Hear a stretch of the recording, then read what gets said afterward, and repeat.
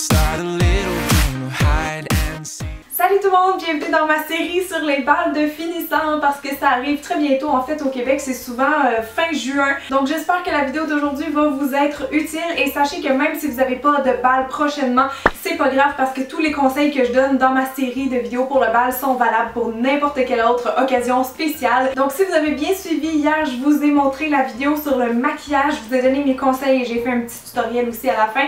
Aujourd'hui, je vais vraiment vous donner plus des conseils personnels, mon avis sur la tenue qu'on devrait avoir au bal. Je vais vous donner plein de petits trucs et aussi bien sûr je vais vous montrer comment choisir votre robe selon votre silhouette. Donc c'est pour ça que je dis que vous allez pouvoir regarder la vidéo même si vous n'avez pas de bal parce que ça va vraiment s'appliquer dans n'importe quelle situation. Donc c'est pas mal ça, puis demain vous allez avoir la vidéo sur la coiffure. Alors on va commencer tout de suite avec quelques conseils. Le conseil le plus important que je peux vous donner si jamais vous n'avez pas encore trouvé votre robe, bon je pense quand même que si vous avez votre bal dans un mois, vous avez déjà votre robe, normalement c'est l'affaire que les filles achètent en premier, c'est genre le truc important du bal. Mais si jamais vous l'avez pas encore acheté, je vais vous donner un petit conseil personnel. Si vous voulez acheter une robe de style princesse, pensez-y bien. Parce que moi j'ai voulu avoir une belle grosse robe de princesse comme la majorité des filles à leur bal. C'est juste qu'il y a une chose que j'avais pas pensé avec ça sur le coup au moment de l'acheter parce que c'était un petit peu un coup de tête quand je l'ai acheté, même si je le regrette pas. C'est juste que j'ai jamais pu la remettre dans aucun autre événement. C'est un peu comme la robe de mariée, t'as mets une fois. Donc moi si j'étais vous, tant qu'à investir 300$ dans une robe de poupée qu'on peut plus jamais reporter parce que c'est trop chic pour n'importe où en fait, je vous dirais plutôt de mettre un plus petit budget dans une belle robe de soirée que vous allez pouvoir reporter si vous avez un autre bal, un autre gala, pour assister à un mariage, peu importe. Donc voilà, j'ai rien contre la robe de princesse, je l'ai fait, je regrette pas tellement, mais ce que je regrette c'est que maintenant je suis un peu prise avec, il va peut-être falloir que je la vende parce que je m'en sers plus du tout. Pour les prix aussi, magasiner parce que c'est sûr que si vous allez à la Plaza Saint-Hubert à Montréal où ce que toutes les filles vont entre guillemets, c'est pas mal toujours les mêmes prix, les robes sont souvent 200 et 300$, c'est quand même très cher. Je sais pas si vous vous attendiez à ça, mais le bal de finissant en fin de compte ça coûte très cher, surtout pour les filles parce qu'il y a un paquet d'affaires à payer là, vraiment. C'est cher un bal, donc magasinez votre robe. Un autre conseil personnel que je peux vous donner, ça serait d'acheter une pochette, de pas oublier d'emmener une petite pochette parce que moi le soir en fait du bal de finissant, j'avais quand même plusieurs choses à traîner. On veut traîner son argent, son cellulaire, etc. Et on veut pas non plus avoir notre sacoche habituelle qui est vraiment gros et qui matche pas pantoute avec notre robe, donc pensez d'avoir une petite pochette avec vous parce que moi j'ai vraiment flashé dernière minute puis ma mère a dû aller me chercher une petite pochette pour dépanner dans une pharmacie et c'était pas la plus belle qui restait. Je voulais aussi vous donner quelques conseils par rapport aux bijoux parce que moi une erreur que j'ai fait c'est d'acheter mes bijoux avant ma robe, donc ça limite vraiment les choix de robe et le pire c'est que j'ai presque pas porté les bijoux que j'avais achetés parce qu'au final ma robe elle avait une espèce de décolleté en cœur où il y avait beaucoup de strass, là, de petits bling bling. Donc avec un collier, ça faisait trop bling bling. En plus avec les boucles d'oreilles, en plus avec la bague, le bracelet, c'est trop petit kit. Maintenant, on essaye vraiment d'y aller soit pour une paire de boucles d'oreilles plus tape à l'œil, soit un beau gros collier si votre robe elle a pas trop de détails. Vous pouvez y aller peut-être avec un beau bracelet, vous pouvez aller boucle d'oreilles, bracelet, mais c'est pas nécessaire d'avoir les trois. Si vous demandez à des stylistes, souvent ils vont dire que c'est plus tellement au goût du jour. Donc ça c'est mon conseil aussi personnel. Et finalement pour les souliers, ben, ça dépend vraiment de quel genre de robe vous avez. La plupart des filles vont mettre des talons pour le bal. Moi j'en ai mis, mais j'avais un avantage parce que ma robe allait jusqu'au sol vu que c'était une belle grosse robe de princesse.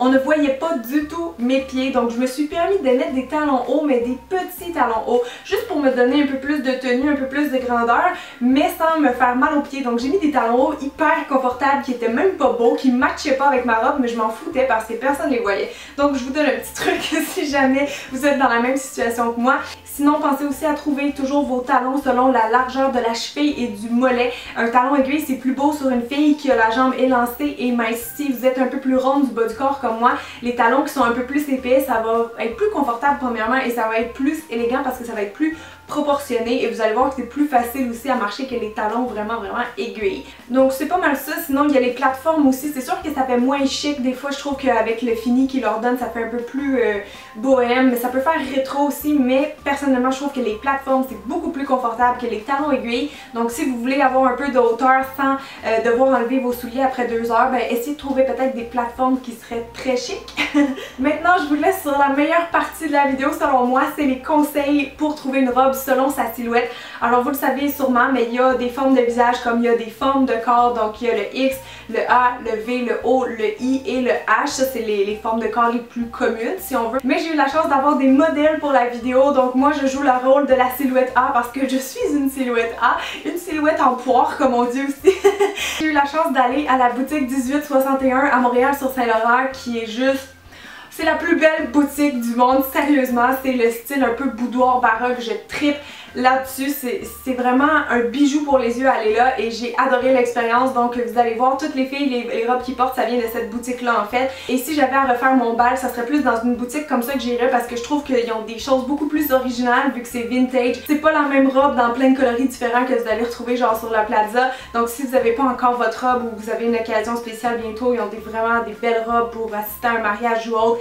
C'est vraiment trop cute. Je vous laisse sur les images, vous allez comprendre tout de suite qu'est-ce que je veux dire.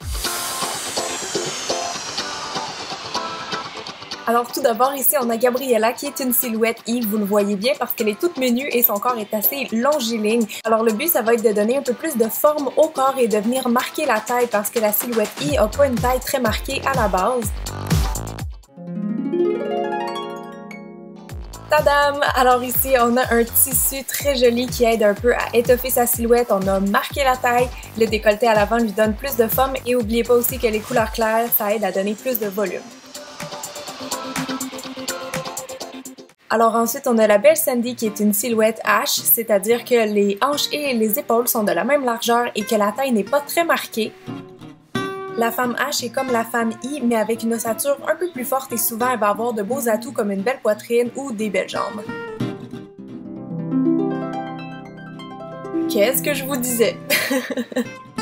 J'aime beaucoup la robe qu'elle porte, je trouve que ça lui va comme un gant, le tissu il est beau, il y a du mouvement, la coupe un peu portefeuille au niveau de la poitrine, ça la met en valeur. La ceinture, ça l'a vraiment aidé à creuser sa taille, donc on se rapproche plus de la silhouette X qui est dit idéale.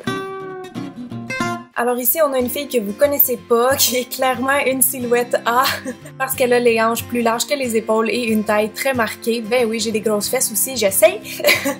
Donc le but, c'est bien sûr d'aller élargir les épaules, de dissimuler les cuisses et les hanches. Mission accomplie! On voit que le bas de la robe qui est ample comme ça aide à dissimuler tout ce qui est cuisses, hanches et fesses. Et pour le haut, idéalement, ça me prendrait des bretelles spaghetti parce que si vous avez des petites épaules comme moi, ces bretelles-là qui sont larges, c'est pas l'idéal. Le contraire de A, c'est la silhouette V, comme on peut le voir ici sur Claudia, qui a les épaules plus larges que ses hanches. C'est une jolie silhouette, mais on va essayer quand même d'adoucir un peu les épaules qui peuvent faire masculines. Alors après, on voit que l'encolure ronde vient aider à casser un peu la carrure des épaules. On a aussi un petit détail à la taille qui vient la souligner. Et finalement, le bas de la jupe qui met vraiment ses jambes en valeur parce qu'on va se le dire, les filles V ont toujours de belles jambes. On est maintenant avec Johanna qui a une silhouette en X qui est dite la silhouette idéale. Comme vous le voyez, ses hanches sont dans le même alignement que ses épaules et sa taille est marquée. Le but, simplement conserver ses belles proportions. Quand on est une femme X, on est chanceuse parce qu'on peut presque tout se permettre, donc robe courte, robe longue, amusez-vous! On termine avec la silhouette 8 qui est comme la X mais plus en courbe. Comme vous voyez, Marie-Christine a les épaules et les hanches dans le même alignement et sa taille est marquée. Les conseils que je vais donner s'appliquent aussi pour la silhouette O. Le but principal pour moi avec ce genre de corps, c'est vraiment de miser sur ses plus beaux atouts. En parlant d'atouts, non sérieusement j'aime beaucoup cette robe là, ça fait très rétro et ça garde vraiment l'espèce de X de sa silhouette et je trouve que le drapé au niveau de la poitrine ça l'englobe vraiment bien si on veut et les manches aussi c'est bon. Si vous aimez pas vos bras en fait souvent c'est un complexe des femmes hauts donc voilà. Tadam! Alors j'espère que vous avez apprécié les conseils, j'étais vraiment très excitée de vous montrer les différentes filles, les différentes silhouettes parce que je trouve ça le fun. Tout le monde peut se mettre en valeur, peu importe la forme de son corps ou de son visage et c'est vraiment ça en fait que j'essaie de vous apprendre sur ma chaîne. Donc j'espère que la vidéo va vous avoir aidé. Si oui, s'il vous plaît, partagez-la. Comme ça on va aider le plus de filles possible au Québec et partout dans le monde. Donc vous me direz si vous avez des questions sous la vidéo et sinon on va se revoir demain pour les astuces coiffure. Alors merci d'avoir été là tout le monde, je vous embrasse puis on se dit à très bientôt. Bye!